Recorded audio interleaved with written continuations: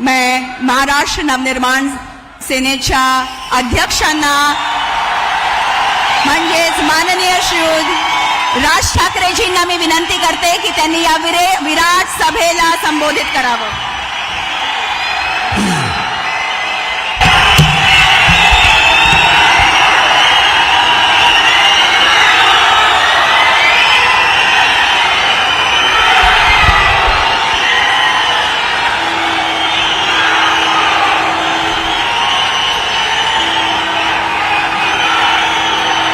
पंडित जवाहरलाल नेहरू याच्यानंतर हिंदुस्तान से तिसऱ्यांदा पंतप्रधान बनणारे माननीय पंतप्रधान नरेंद्र मोदीजी,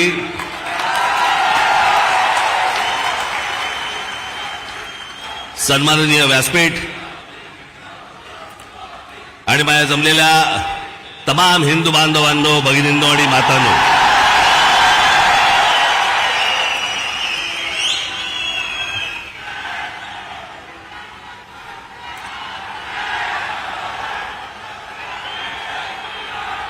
मोदीजी आपण मुंबईमध्ये याच्या अगोदर अनेकदा आलात, पण बरोबर 21 वर्षानंतर आपण आज शिवतीर्थावरती इथे आलात. मला आजही आठवते त्यावेळेला आपण इथे कमळामधनं बाहेर आला होतात आणि 2014ला आपण कमळ बाहेर काढलं.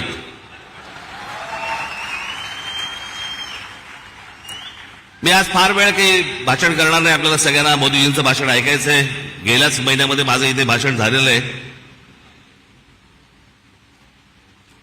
3 टप्प्यामध्ये फक्त बोलणार आहे मी. त्यातला 1 टप्पा झालेला आहे.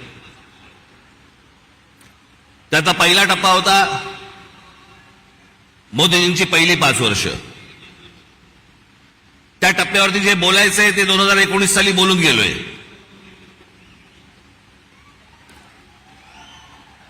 ओरली आता गेली 5 वर्ष. मला असं वाटतं आता देवेंद्रजी, मुख्यमंत्री अजितदादा, इतर सर्वांनी, उद्धव ठाकरे, शरद पवार आणि इतर सर्व माणसांवरती वेळ घालवला. मला असं वाटतं त्यांच्यावरती बोलायची गरज नाही. जे सत्तेतच येणार नाहीये त्यांच्याबद्दल आपण का बोलतो?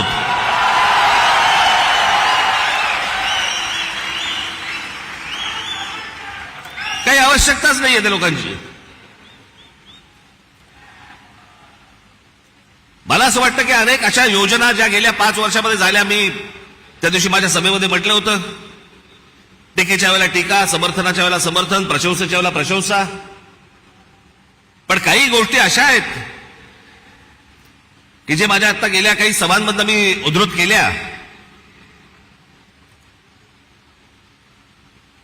की 90च्या दशकामध्ये जे एक प्रकरण घडलं सगळ्यात मोठं, ते म्हणजे बाबरी मशिदीचं. हजारो कारसेवक तिकडे उत्तर प्रदेशमध्ये गेल्यावरती तिथे मुलायमसिंग यादवच्या लोकांनी, पोलिसांनी तिकडे आमच्या कारसेवकांना ठार मारले, सरयू नदीमध्ये प्रेतं फेकून दिली. ते चित्र काही माझ्या डोळ्यासमोर कधी गेलं नाही. आणि ज्यावेळेला बाबरीचा ढाचा पडला त्याच्यानंतर ते राम मंदिर बनवू मनात असं आलं होतं की कधी हे बनणार नाही बहुधा. पण मोदीजी, मी आपल्याला खरोखर धन्यवाद देतो की आपण होतात म्हणून ते राम मंदिर होऊ शकलं.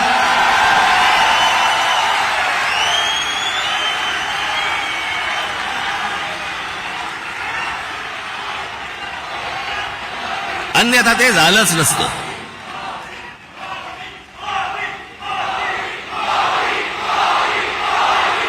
जेव्हापासून मी पूर्वीचा इतिहास, भारताचा स्वातंत्र्य नंतरचा इतिहास जेव्हापासून बघतोय तेव्हापासून एक गोष्ट कानावरती पडायची सगळ्या बाजूनी, या देशातलं 370 कलम काश्मीरमधलं रद्द झालं पाहिजे. इतक्या वर्षाची गोष्ट होऊ शकली नाही, ती नरेंद्र मोदीजींनी त्यांच्या पंतप्रधान पदाच्या कारकिर्दीमध्ये ती करून दाखवली. आज त्याच काश्मीरमध्ये जाऊन तुम्ही जमीन घेऊ शकता, जागा घेऊ शकता. तो एक भारताचाच एक भाग आहे हे आत्ता सिद्ध झालं.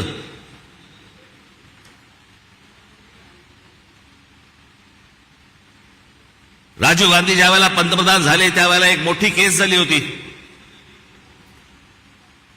आणि एक प्रकरण सुप्रीम कोर्टामध्ये होतं आणि सुप्रीम कोर्टाने निकाल हा शाह बानो नावाची एक महिला होत्या त्यांच्या बाजूने लावला होता आणि सुप्रीम कोर्टाने तो निकाल लावल्यानंतर राजीव गांधींनी खासदारकी तो लोकसभेमध्ये बहुमताच्या आधारावरती तो सुप्रीम कोर्टाचा निकाल म्हणजे ज्या बाईला न्याय मिळाला होता तो काढून टाकला आणि त्या मुस्लिम महिलेला कधी न्याय मिळू शकला नव्हता एका छोट्या पोटगीसाठी.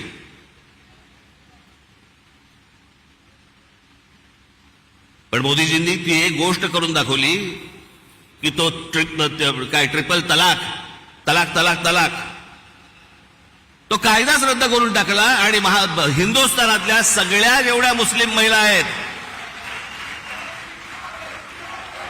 त्यांच्यामध्ये एक समाधानाचं वातावरण झालं की रात्री आपला नवरा आला, शुद्धीत आहे का बेशुद्धीत आहे माहित नाही, पण समजा उद्या तलाक तलाक तलाक बोलला तर करायचं काय पुढे, पण तो विषयच बंद करून टाकला. मला असं वाटतं की हे अनेक गोष्ट अन्नधान्य पुरवण्यापासून लस देण्यापासून अनेक गोष्टी झाल्या, पण मी ह्या सगळ्या गोष्टींना सर्वात धाडसी निर्णय मानतो. ही गोष्ट करून घेणं इतकी वर्ष जी होऊ शकली नाही ती गोष्ट मला असं वाटतं करून घेणं हे मला असं वाटतं की सगळ्यात महत्वाची गोष्ट आहे असं मला वाटतंय. अनेक योजना राबवल्या गेल्या अनेक वर्षांमध्ये. आज मोदीजी मी फक्त आपल्या समोर उभा आहे पुढच्या 5 वर्षासाठी. या पुढच्या 5 वर्षामध्ये आमच्या सर्वांच्या महाराष्ट्राच्या आपल्याकडनं अनेक अपेक्षा आहेत. त्या मला फक्त अपेक्षा आपल्या समोर फक्त बोलून दाखवायच्या आहेत. याच्यापेक्षा मला कुठचंही लंबचौडं भाषण नाही करायचंय. त्यातली पहिली अपेक्षा आहे की गेले अनेक वर्ष खितपत पडलेला मराठी भाषेला अभिजात भाषेचा दर्जा मिळावा, ही गोष्ट आपण पंतप्रधान झाल्यानंतर मराठीला तो सन्मान मिळेल अशी मी मोदीजींकडे अपेक्षा व्यक्त करतो आणि ती होईल, तितक्याच धाडसाने ती होईल अशी मला खात्री आहे.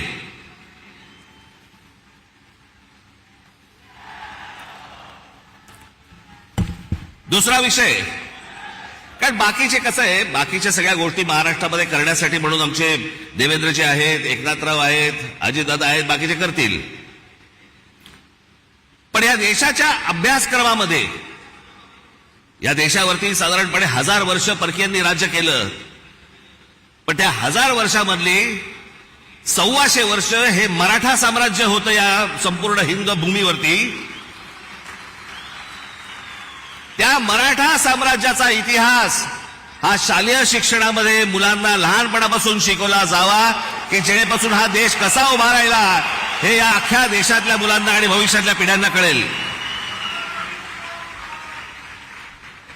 तिसरी गोष्ट, समुद्रामध्ये शिवछत्रपतींचा पुतळा कधी उभा राहील नाही राहील मला माहिती नाही, पण माझी विनंती आहे की आमच्या शिवछत्रपतींची खरी जर स्मारकं कुठची असतील तर आमच्या शिवछत्रपतींचे गडकिल्ले आहेत.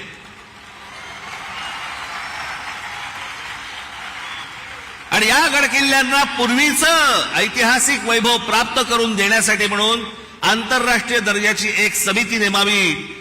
भविष्यातल्या येणाऱ्या पिढ्यांना, या देशातल्या पिढ्यांना कळेल की आमचा राजा कोण होता आणि त्याने काय इतिहास गाजवला हे त्या आमच्या गडकिल्ल्यांवरनं कळेल. याच्यासाठी म्हणून आपल्याकडनं गोष्ट व्हावी अशी माझी अपेक्षा आहे.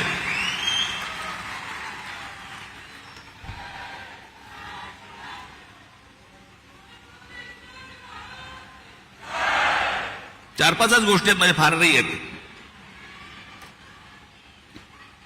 देशभरामध्ये अनेक ठिकाणी मोदीजी आम्ही पाहिलं की आपण उत्तम रस्ते बनवलेत, अनेक फ्लायओव्हर्स बनवलेत, अनेक ब्रिजेस बनवलेत.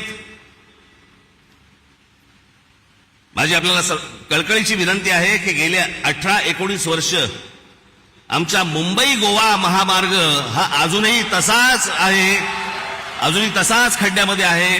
तो तो लवकरात लवकर व्हावा अशी माझी आपणा सर्वांना विनंती आहे.